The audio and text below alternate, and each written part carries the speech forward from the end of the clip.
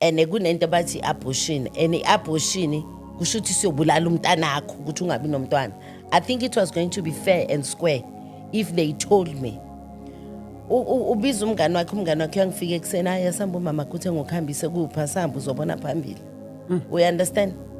15 usesemanzi. Siyafika lapho kuloyo mama wayeyusista eThembisa Hospital. Mangifika uvela wangibheka wathi, yazi njengoba ngikhuluma nani ngiyayibona yonke lento. Wangibheka wathi salihole muthu. Kusho ukuthi uthi isisu sesisikhulu. Laba bafoster bathi bulala.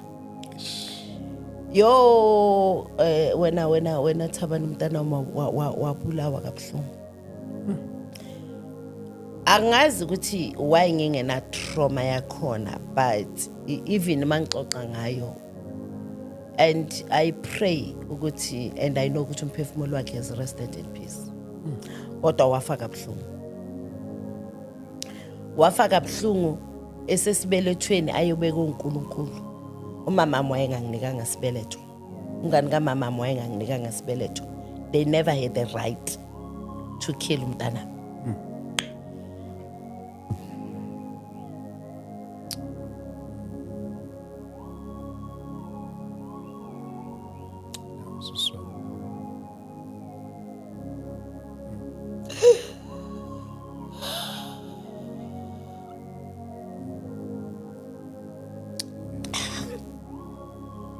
Bebangena right.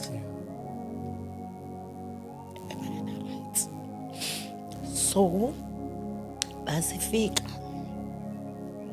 nginikezwa amahewu namaphilisi awu2. Bangithatha bangifaka kwelinye room bangilalisa. Uyakhumula lo mama weza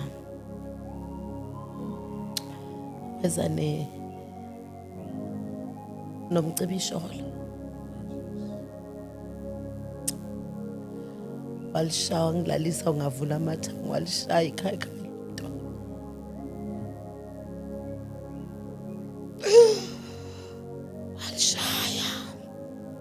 walishaya ikhaya lo mntwana ngezwa aqhuma ngezwa athi ngimbambile faka isandla la ngaphansi. Amshaya. Innocent.